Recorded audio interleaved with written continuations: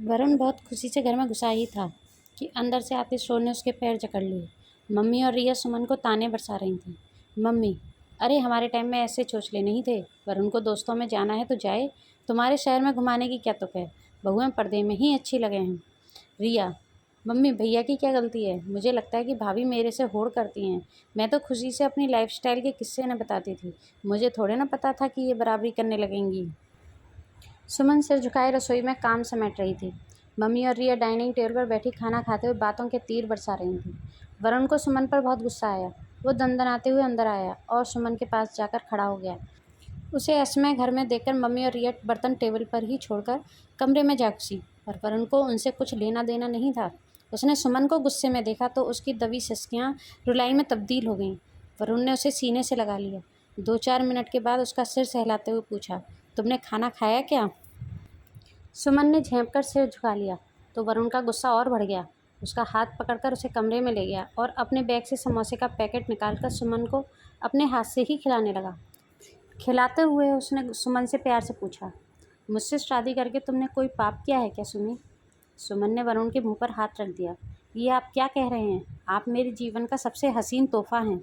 तो फिर हर समय अपराधियों की तरह सिर झुकाकर क्यों रहती हो तुम? अपने लिए खड़े होना सीखो सुमी। मैं 24 घंटे तुम्हारे आसपास नहीं रह सकता। अगर गलती तुम्हारी हो तो छोटों से भी सॉरी बोलने में कोई बुराई नहीं होती, पर अगर सही हो तो पूरे विश्वास से अपनी बात कहा करो सुमी। तुम तो अपने कॉलेज की दबंग लड़की थी। तुम्हारी बेबाकी से ही तो इश्क हुआ था मुझे, भूल गई? वरुण अपनी रौ में कहता चला गया। सुमन भी सोच में पड़ गई। फिर वरुण ने माहौल हल्का करते हुए कहा, अच्छा सुनो, वो पटियाला सूट पहनकर तैयार हो जाओ। हरप्रीत के घर चलना है ना लोहड़ी में? 7 बजे का टाइम दिया है उसने। सुमन ने भी फटाफट सूट निकाला और प्रेस करने चल दी। मम्मी जी ने देखा तो उन्होंने बड़बड़ाना शुरू कर दिया। वाह जी वाह, क्या ज़माना आ गया है। बहुरानी जा रही हैं अपनी पहली लोहड़ी मनाने दोस्तों में। लव मैरिज के चोचले हैं सारे।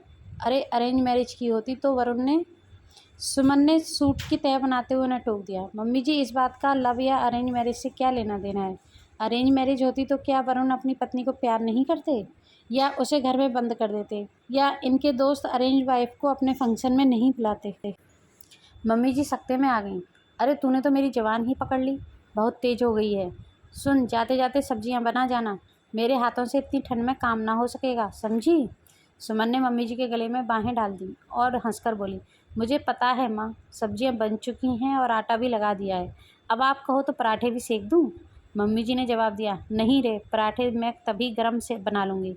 अब तू तैयार हो जा और मेरा वाला सेट गले में डाल लेना। पहली बार भाटिया जी के घर जाएगी, अच्छे से तैयार होकर जाना। सुमन को तो विश्वास ही नहीं हुआ कि सासू माँ उससे नाराज़ होने की बजाय अच्छे से तैयार होने को कह रही हैं। सच कहा वरुण ने, आत्मविश्वास से अपनी बात कहना भी जरूरी है। बहू कोई अपराधी नहीं जो गर्दन डालकर हर सही गलत बात सुनती रहे, बल्कि कई बार आदमियों के बीच में बोलने से बात बिगड़ जाती है, जबकि आपस में औरतें उन्हीं बातों को बड़ी सरलता से सुलझा लेती हैं। फ्रेंड्स, लव मैरिज क्या कोई अपराध है? आपके इस बारे में क्या विचार हैं, हमें कमेंट बॉक्स में ज़रूर बताइए।